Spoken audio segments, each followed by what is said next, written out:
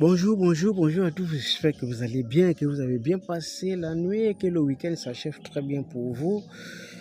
Et nous sommes en fin de week-end, donc le dimanche aujourd'hui, je pense que c'est dimanche 6 aujourd'hui.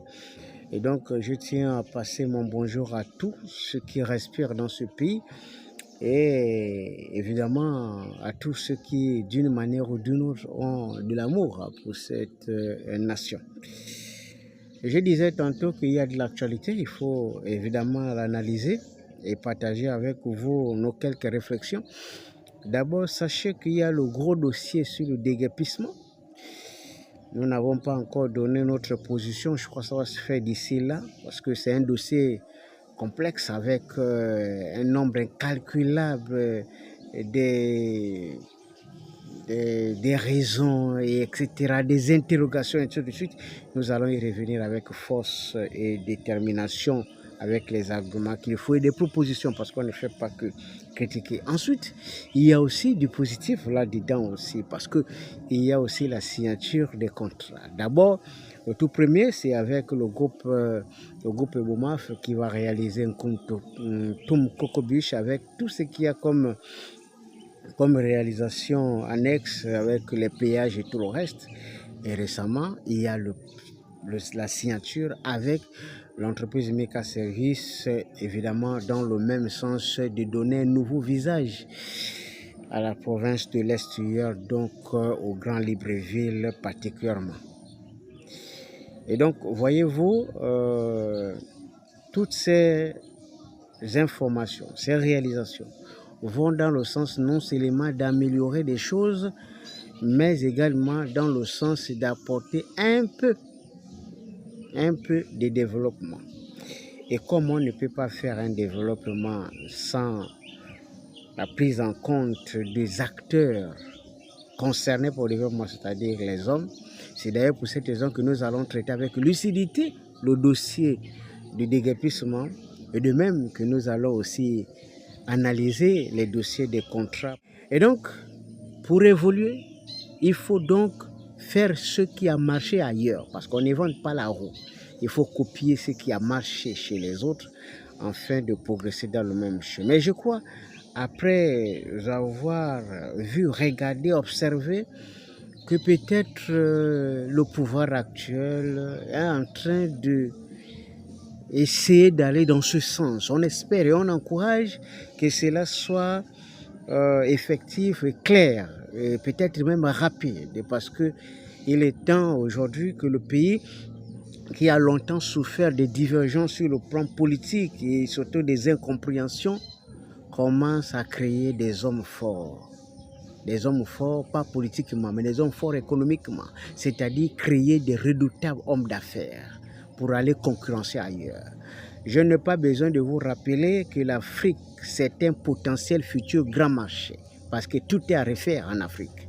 Chez les autres, on parle de l'industrialisation, on parle de la transformation au niveau local. Pour transformer, il faut avoir de l'argent. Et pour avoir de l'argent, il faut avoir un porte-monnaie solide. Ce n'est pas l'État qui fait tout ça, ce sont les individus, le privé qui s'en occupe. Et pour que le privé s'en occupe, il faut avoir les industriels sur place. Sinon, vous allez recevoir les autres industriels venus d'ailleurs. La concurrence, on ne refuse pas. Mais seulement, il faut au moins avoir les propres éléments sur la main. Et c'est pour cette raison que l'exemple cité, nommément cité à travers l'Afrique, demeure et reste jusqu'à présent l'exemple du Grand Nigeria par le biais d'un homme de vision qui a fait en sorte que le Nigeria soit aujourd'hui parmi les pays au monde que l'on respecte parce qu'il y a un nombre incalculable de gens qui ont des porte-monnaies solides dans ce pays. Ils n'ont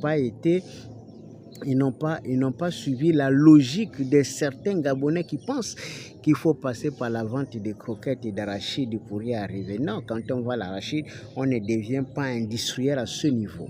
Il faut des sacrifices et il faut de l'accompagnement.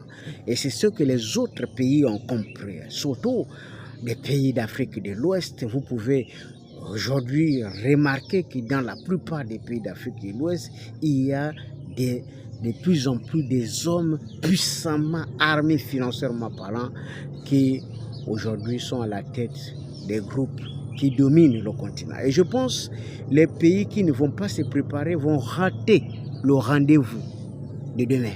Parce que quand l'Afrique va se réveiller et que l'Afrique va commencer à transformer sur place et s'industrialiser, il faut que chaque État puisse avoir ces éléments pour soutenir la concurrence. Sinon,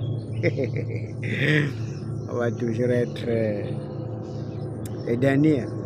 Mais je pense que les gens ont compris et que nous sommes en train d'aller dans cette direction qui consiste à donner la possibilité, la force aux gens d'avoir le potentiel nécessaire et surtout les moyens nécessaires d'aller se battre au plus haut niveau.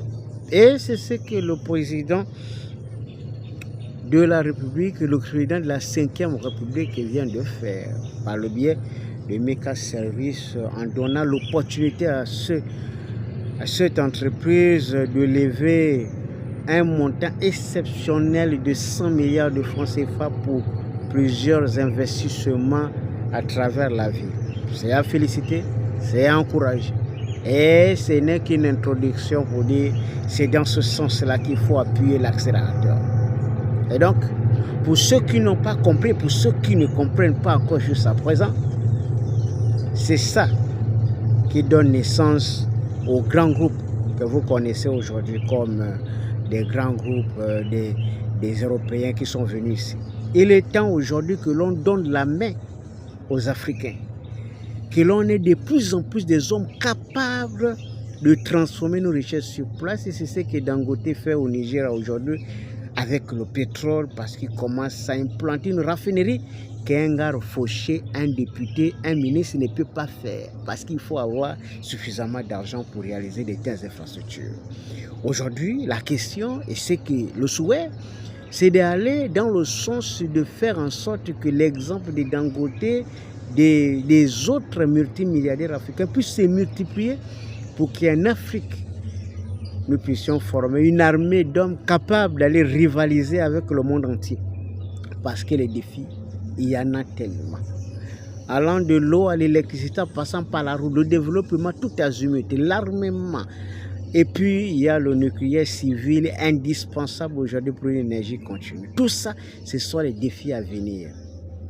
Mais ces défis, il faut des hommes pour relever ce défi. Et pour ne pas être à marge, et surtout pour ne pas être en retard à ce rendez-vous de l'histoire, il faut que le Gabon s'élève et commence à préparer ces hommes capables d'aller dans ce défi et dans ce rendez-vous de la mondialisation. Indispensable, incontournable.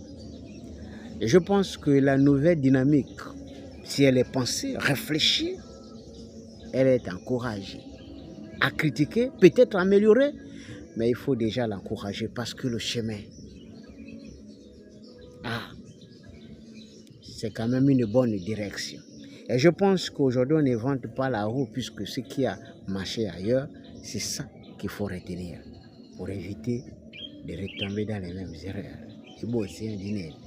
Tout est dans le cœur. Et je peux vous assurer qu'à partir de la semaine prochaine, vous aurez un dossier dans chaque sujet. Un dossier. Dans chaque projet, un dossier. Et nous allons commencer par le dossier. Sur le déguerpissement, nous allons descendre sur les différentes signatures de contrats avec des groupes EBOMAF, Mika Service et tous les autres projets d'intérêt national. Il faut donner l'information exacte aux populations. Pourquoi on dépense autant d'argent? C'est pour quelles raisons? Les détails de tous ces dossiers dans les prochaines publications du Botidine, tout est dans le cœur. Gardez votre position parce que vous allez avoir des réponses à toutes vos interrogations.